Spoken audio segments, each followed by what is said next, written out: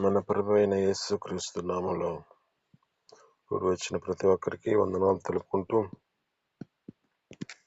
దినమున మనతో మాట్లాడుతున్న మాటలని చాలా జాగ్రత్తగా గమనిద్దాం.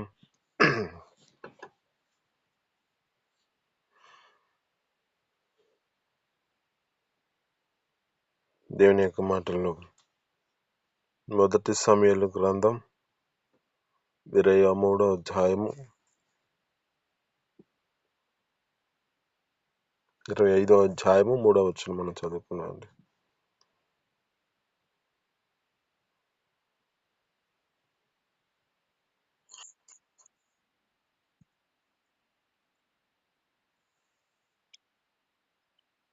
అవునండి.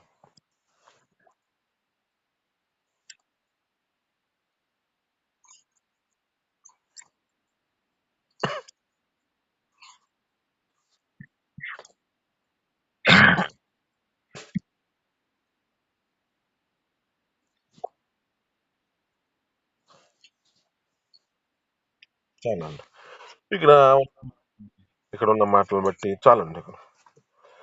ఇక్కడున్న మాటలు బట్టి ఇక్కడ మనకి ఇద్దరు వ్యక్తులు కనబడుతున్నారు. ఇక్కడ నాబాల్ అనే వ్యక్తి కనబడుతున్నాడు. ఇక్కడ తనకు కలిగిన భార్య కనబడుతుంది, అబీగయీలు.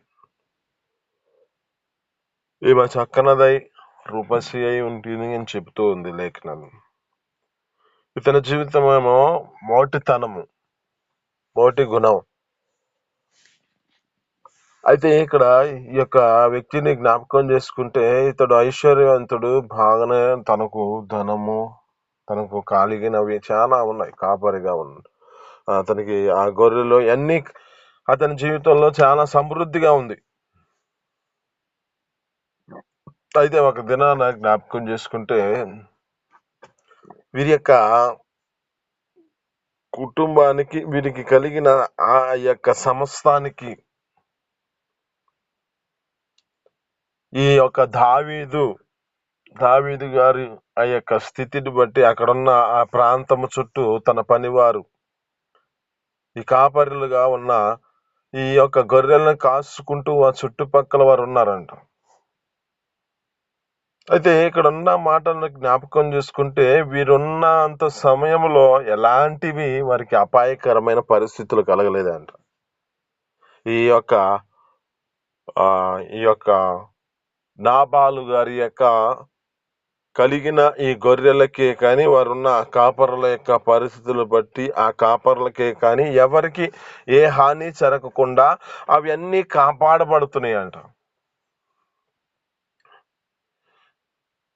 ఈ యొక్క దావీదు గారి యొక్క కలిగిన ఈ పని వారందరూ వారికున్న ఆ సురక్షితముగా వీరు నివాసం కలిగి ఉన్న ప్రదేశంలో ఉన్నారు కనుక ఆ యొక్క ప్రాంతంలో ఉన్నప్పుడు వీరికి ఏ పరిస్థితులు కలగలేదని చెబుతూ ఉంది.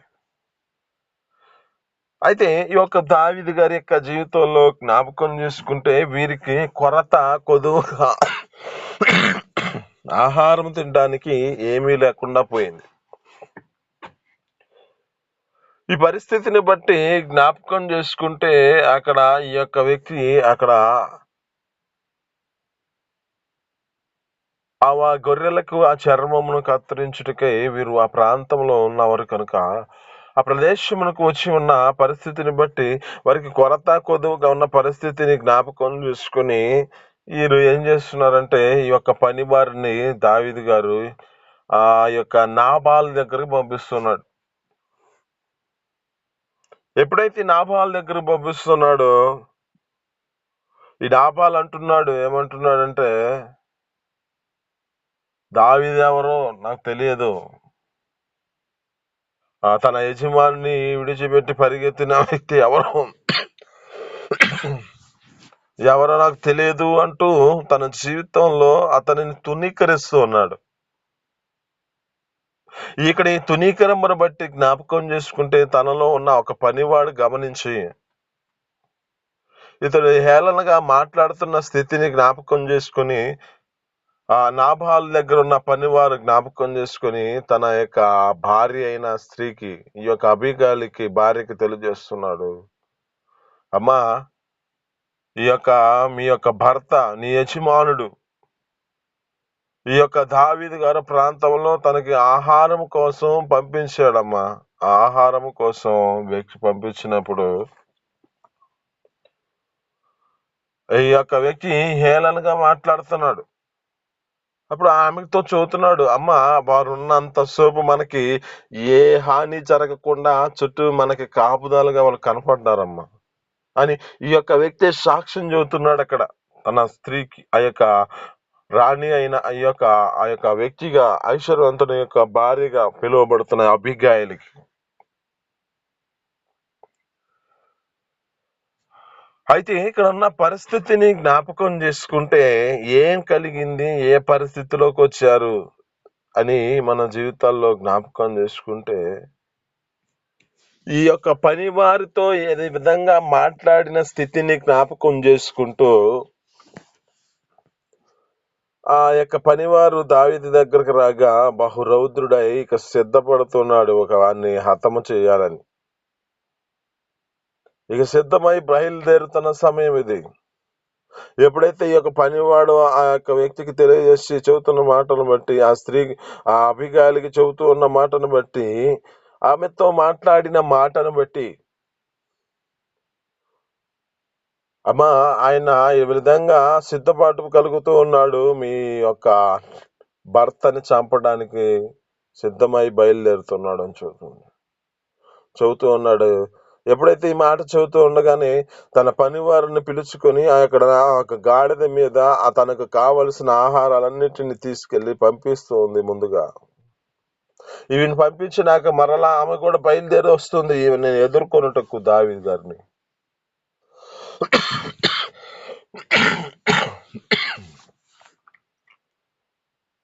అయితే ఆ పరిస్థితిని జ్ఞాపకం చేసుకుంటే ఇక్కడ మనం ఏం తెలుసుకుందామంటే, ఇక్కడ ఏమంటూ ఉన్నాయి అంటే, ఒక లేఖనాలు సెలవిస్తూ ఉంటాయి, జ్ఞానము కలిగిన స్త్రీ తన ఇంటిని చక్కబెట్టుకుంటుంది, మూఢురాలు తన ఇంటిని ఓడబెరుక్కుంటుంది అంటుంది లేఖనాలు. ఈమె దగ్గర ఉన్న జ్ఞానాన్ని మనం తెలుసుకుందాం, జ్ఞానం మన జీవితాల్లో నేర్చుకుందాం. ఈమె యొక్క పరిస్థితిని జ్ఞాపకం చేసుకుంటే యజమానికి హాని కలిగే పరిస్థితిలో ఈమె తనకు ఆ ప్రాంతం నుంచి ఆ యొక్క వ్యక్తికి తెలియకుండానే తీసుకెళ్లి పంపిస్తుంది, తన యజమానికి తెలియకుండా ఆ పనివారిని పంపిస్తుంది ఈ యొక్క దావీదు గారి యొద్దకు. వెళుతున్న సమయంలో ఈ దావీదు గారేమో రంశం గలవాడై, పౌరుషం గలవాడు, అది ఇక్కడ తన కోపంతో రౌద్రుడై వస్తున్నాడు. ఆమె అంటుంది, అయ్యా నీ దాసురాలు నన్ను క్షమించు, ఇది నా తప్పు అనుకొని మీరు క్షమించు అని చెప్పి ఆమె తన జీవితంలో చూపించిన బుద్ధిని బట్టి ఆమెతో మాట్లాడుతున్నాడు. అమ్మా నీవు చూపించిన బుద్ధిని బట్టి నీవు ఆశీర్వదించబడదు కాక అంటున్నాడు. దావీదు కోపంతో వస్తున్న పరిస్థితిని ఆమె జీవితంలో ఎదురొచ్చి ఆ కోపాన్ని అణిచినదిగా కనబడుతుంది. కారణం ఆమె జీవితంలో చేస్తున్న ఆమెకు కలిగిన ఆ భక్తిని బట్టి ఆమె ఒక వ్యక్తి వద్దకు వస్తూ తన జీవితాన్ని దేవుని ఎదుట తను కుమ్మరించుకుంటుంది. ఆ దావీదు గారి ఎదుట తను చదువుతుంది. ఆ చెప్పిన పరిస్థితిని బట్టి దావీదు గారితో చెబుతుందన్నమాట. ఏమనంటే, అయ్యా నా భర్త అయిన నాబాలు అతను గుణానికి సాదృశ్యము, మోటితనము, మోటి గుణము, అతడు దుష్టుడు.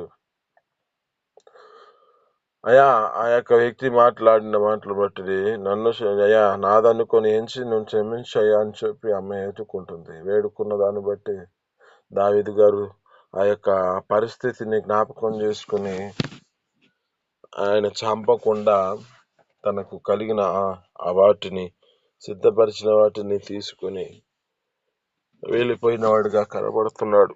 అయితే ఈ పరిస్థితిలో జ్ఞాపకం చేసుకుంటే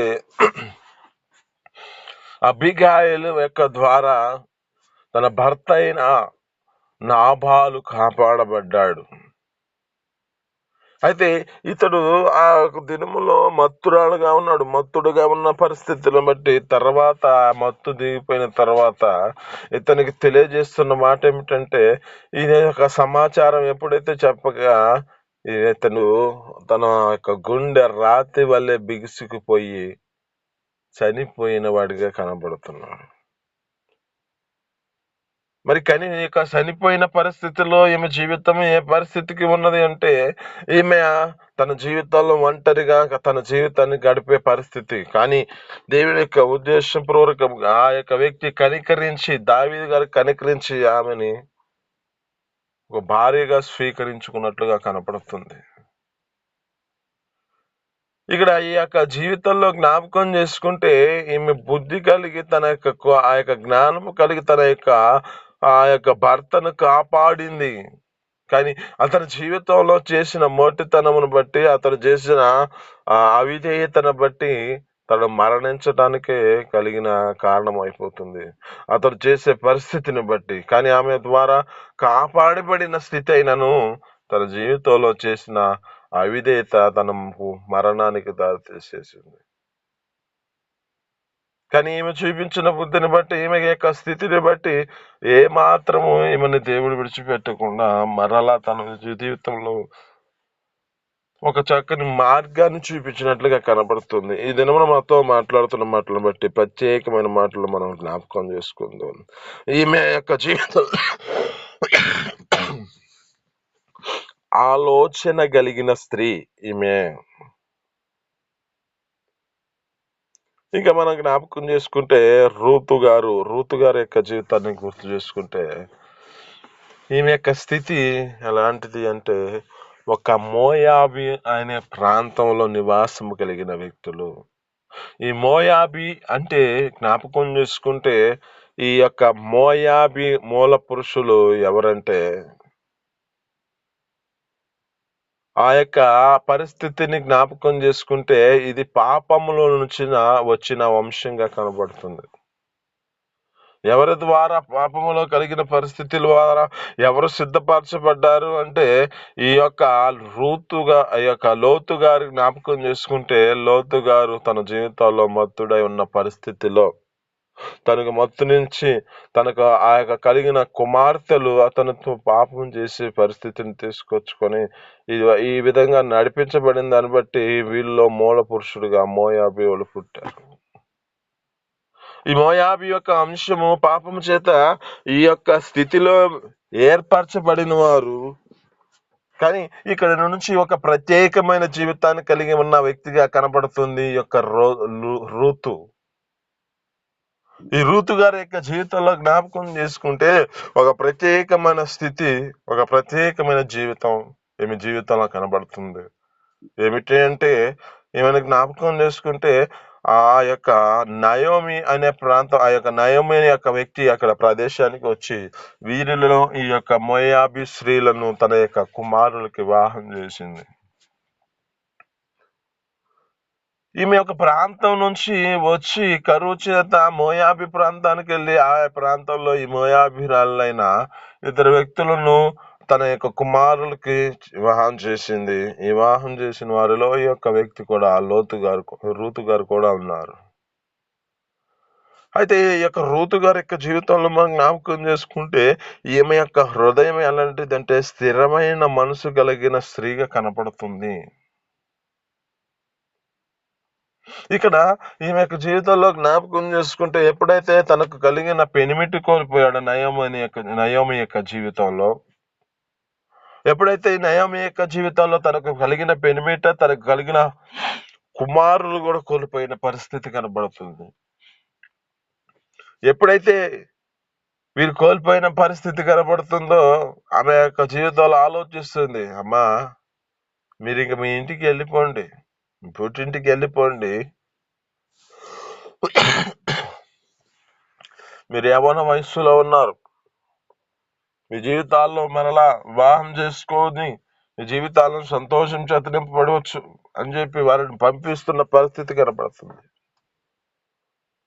అమ్మా, ఇంకా మీకు కావాల్సిన ఇక కుమారులు అనుగ్రహించలేను, నేను ఏదైనా చేయడానికైనా అవకాశం లేదు కనుక మీరు మీ ఇళ్ళకి వెళ్ళిపోయింది అని చెబుతున్న సమయంలో ఒక వ్యక్తి ఏమో అతను ముద్దు పెట్టుకొని వెళ్ళిపోయింది.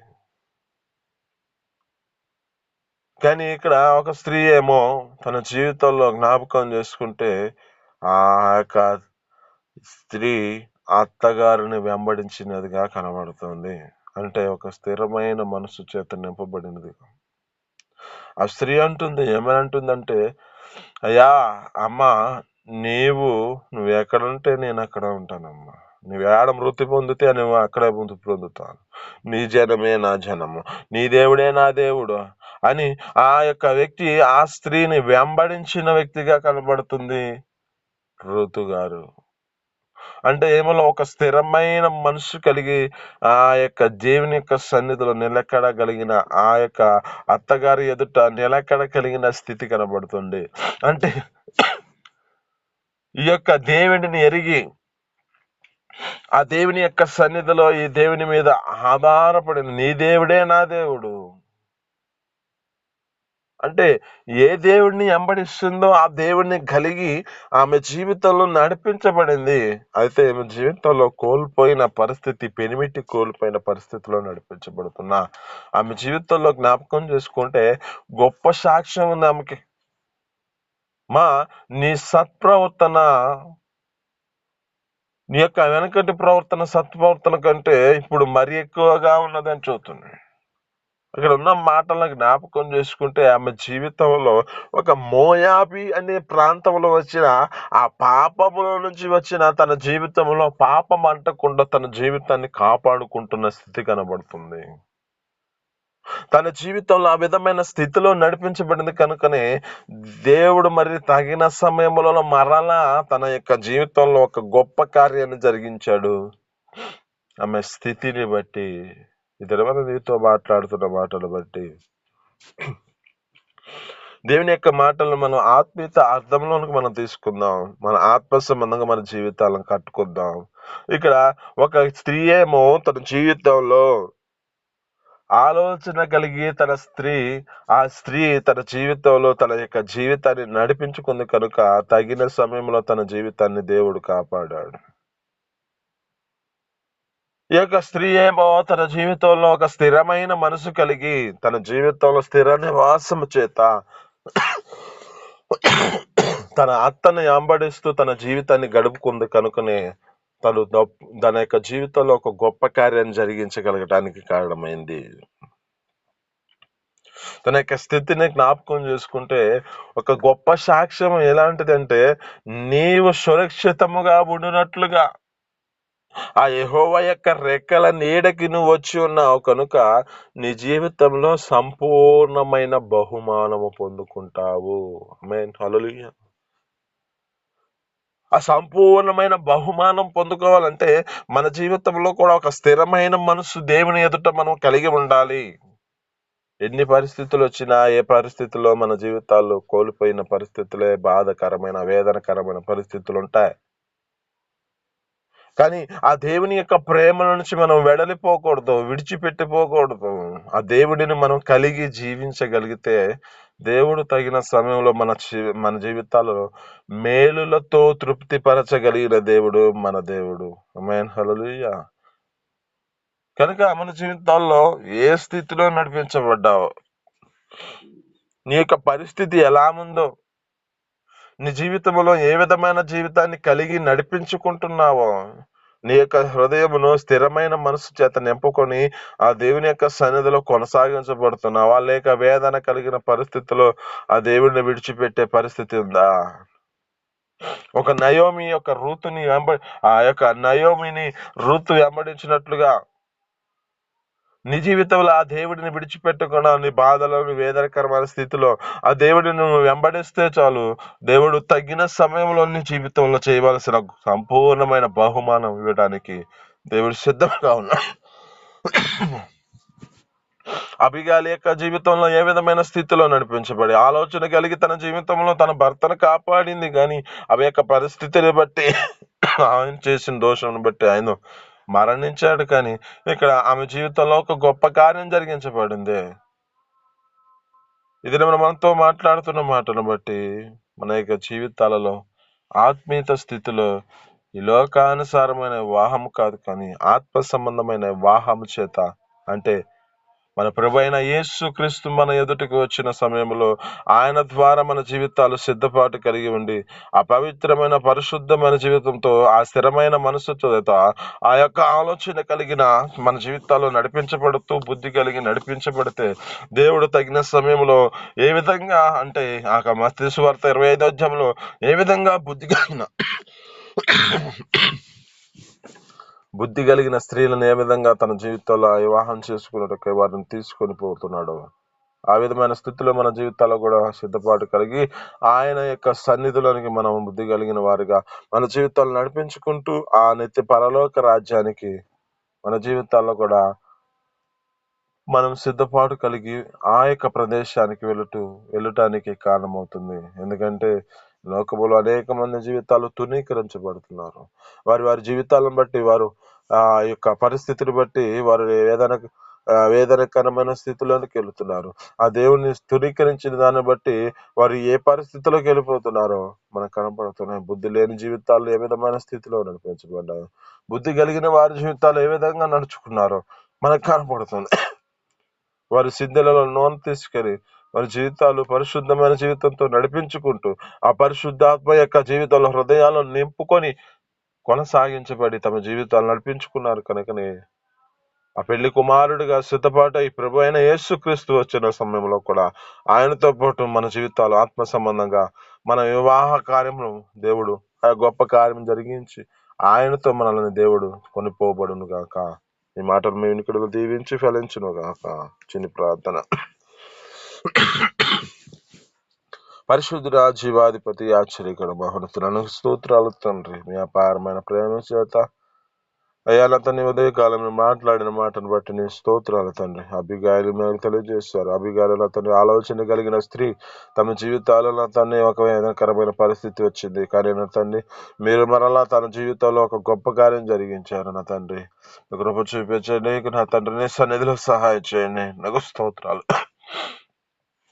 అయ్యా ఋతు గారు మీరు తెలియజేశారు. నా తండ్రి ఆమె జీవితంలో ఒక స్థిరమైన మనసు కలిగిన స్త్రీగా కనబడుతుంది తండ్రి. అటు కృపను అనుగ్రహించండి. మీ సన్నిధిలో నిలబెట్టండి తండ్రి. నిన్ను తప్ప వేరే మనం సేవించినట్లుగా అయ్యా నా తండ్రి నిన్ను తప్ప వేరే ఒకరు నా తండ్రి అయ్యా వెంబడించకుండా కృప చూపించి మీ సన్నిధిలో స్థిరమైన మనసు చేత నింపబడి నీ దేవుడేనా దేవుడని తన అత్తగారు వెంబడించినట్లుగా అలాగ నా తండ్రి తమ జీవితంలో వెంబడించినట్లుగా కృప చూపించి నా తండ్రి ఆ నిత్య పరలోక రాజ్యంలో నా తండ్రి నీవు నా తండ్రి అయా నూతన వధువుగా నా తండ్రి మీరు తండ్రి సిద్ధపాటు కలిగి ఉండే కృపను దయచేయండి. అయా నూతన నా తండ్రి వరుడుగా మీరు వస్తున్నారు కనుక అయా అటు కృపలో నా జీవితాల్లో నా తండ్రి సిద్ధపాటు కలిగి నిన్నెదుర్కొని నా తండ్రి నీ ప్రాంతంలో నా తండ్రి మమ్మల్ని మా జీవితాల్లో నా తండ్రి నీ ఎదుట మమ్మల్ని స్థిరమైన మనసుతో నిలబడినట్లుగా ఆత్మ సంబంధంగా మా జీవితాలు తృప్తిపరచబడినట్టుగా కృప చూపించి మీ సన్నిధిలో సహాయం చేయమని యేసు పరిశుద్ధ నామములో పొందుకొని చూస్తున్నాం తండ్రి. ఆమేన్.